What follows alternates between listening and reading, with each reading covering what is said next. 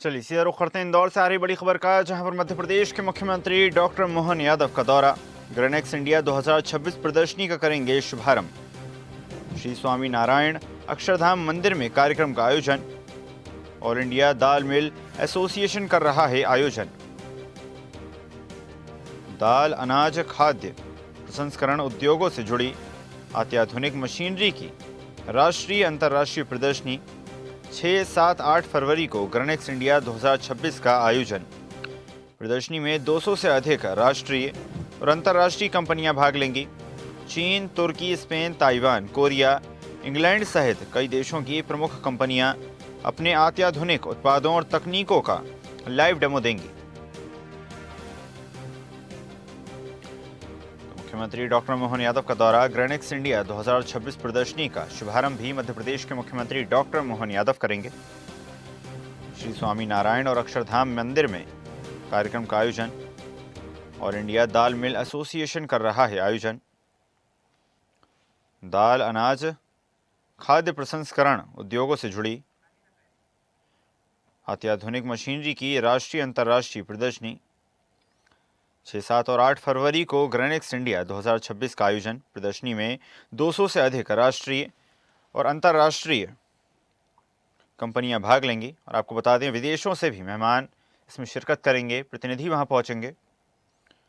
चीन, तुर्की, Spain, Taiwan, Korea और England सहित कई देशों की प्रमुख कंपनियां अपने अत्याधुनिक उत्पादों और तकनीकों का लाइव प्रसारण करेंगे। चलिए खबर पर अधिक चर्चा करते हैं। सहयोगी देवेंद्र जायसवाल हमारे साथ जुड़ गए हैं। देवेंद्र जी, मध्य प्रदेश के मुख्यमंत्री डॉक्टर मोहन यादव जी दौरे पर रहेंगे और साथ ही साथ ग्रेनेक्स इंडिया 2026 प्रदर्शनी का शुभारंभ भी करेंगे। कई विदेशी कंपनियां भी इसमें प्रतिभाग करेंगी, अपनी टेक्नोलॉजी के साथ साथ प्रोडक्ट्स का भी इस दौरान वहां रिप्रेजेंटेशन देंगी। जी, बिल्कुल ईशा, यहाँ पर जो एक बड़ा ही आयोजन होने जा रहा है, जो यहाँ स्वामी नारायण मंदिर है, इसके पास ही जो एक बड़ा एक पंडाल बनाया गया है। इस पंडाल में लगभग 6 से 8 देशों के जो है यहाँ पर प्रतिनिधि आएंगे, जो यहाँ पर ग्रेनेक्स इंडिया 2026 का एक आयोजन किया जा रहा है। इसमें लगभग 6-7 देशों के प्रतिनिधि भी यहाँ पर शामिल होंगे। अपने अपने देशों की जो है उच्च तकनीकी स्तर की जो ग्रेडिंग मशीनें हैं, उसको लेकर यहाँ पर उपस्थित होंगे और यहाँ पर उसका प्रदर्शन किया जाएगा।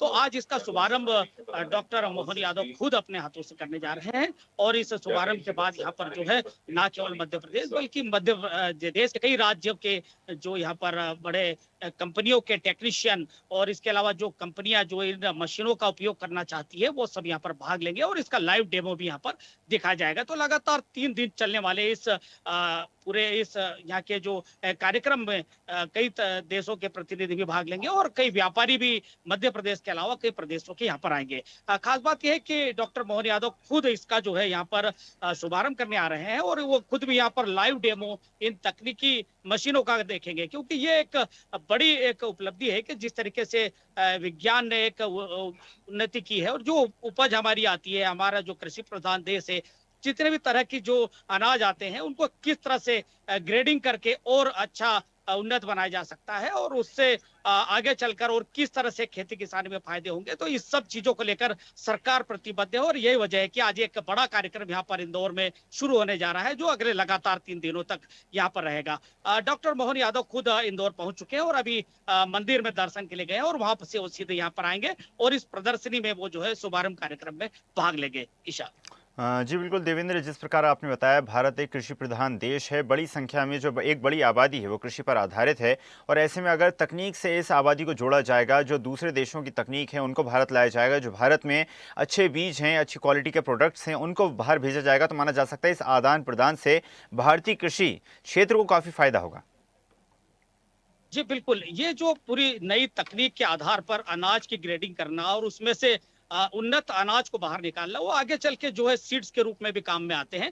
और खास बात यह है कि अगर कहीं पर कोई अनाज जिस तरीके से उपज लेकर आते हैं और उसको एक नई तकनीक के साथ नई मशीनें स्थापित की जाएगी, तो देश के कई हिस्सों में ये जो यहाँ पर जो लाइव डेमो दिया जा रहा है, इसको आगे चलकर स्थापित किया जाएगा और इससे कई तरह के फायदे होंगे। और यही वजह है कि ये एक बड़ा कार्यक्रम है और इसमें मुख्यमंत्री खुद भाग ले रहे हैं, ताकि इसको न केवल लोग सिर्फ जो उद्योगपति हैं या कि जो अन्य व्यापारी हैं वो इन मशीनों को ले जाकर उद्योग स्थापित करें, बल्कि कई जो बड़े किसान हैं जो छोटे जिलों में ले जाकर भी इन नई तकनीक की मशीनों का इस्तेमाल कर सकते हैं, तो उनको यहाँ पर प्रोत्साहन के लिए भी सरकार खुद आगे आ रही है। और यही वजह है कि ये एक कार्यक्रम रखा गया है जिसमें देश प्रदेश के व्यापारी, किसान और जो है टेक्नीशियन जो है मशीनों को जो यहाँ पर डेमो देंगे वो सब शामिल हो रहे हैं। ईशा।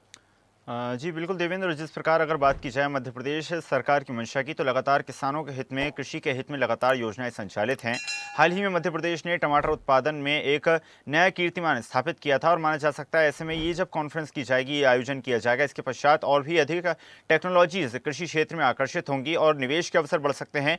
कृषि को एक प्रोफेशन के तौर पर अब युवा देखते नजर आएंगे। जी, बिल्कुल, जिस तरीके से हम हमारा जो कृषि प्रधान देश है, अलग-अलग क्षेत्रों में अलग-अलग तरह की जो है उपज जो है किसान यहाँ पर पैदा करते हैं।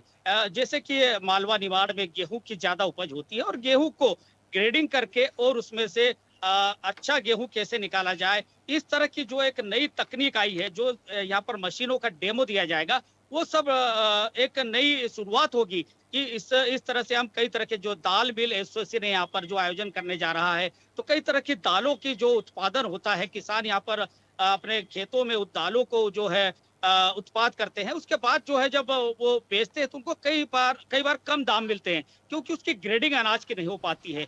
तो उनकी ग्रेडिंग किस तरह से की जाए और किस तरह से अच्छी उपज को जो है वो ज़्यादा दाम तक जो है उसको बेचा जाए, तो वो एक तकनीक है नई, उसी का यहाँ पर डेमो दिया जाएगा और उस निश्चित तौर पर इसका जो है लाभ मिलेगा, क्योंकि हम जब अनाज को अच्छी ग्रेडिंग करके जब हम उसका पैकिंग करके बाहर भेजेंगे तो उसकी जो यहाँ से एक्सपोर्ट होगा तो उसका भी ज्यादा से ज्यादा लाभ किसानों को भी मिलेगा, व्यापारियों को भी मिलेगा और देश को भी फायदा होगा कि एक अच्छी उपज, अच्छी किसानों की जो यहाँ के हमारे जो उपज करते किसान, उसको हम बाहर भी बेच सकते हैं और वो ना केवल देश बल्कि दुनिया में भी उसका एक नाम होगा। यही वजह है कि एक बड़ा कार्यक्रम नई तकनीक के साथ किसानों को किस तरह से खेती को उन्नतशील बनाया जाए, उसके ये प्रयास हैं। ईशा।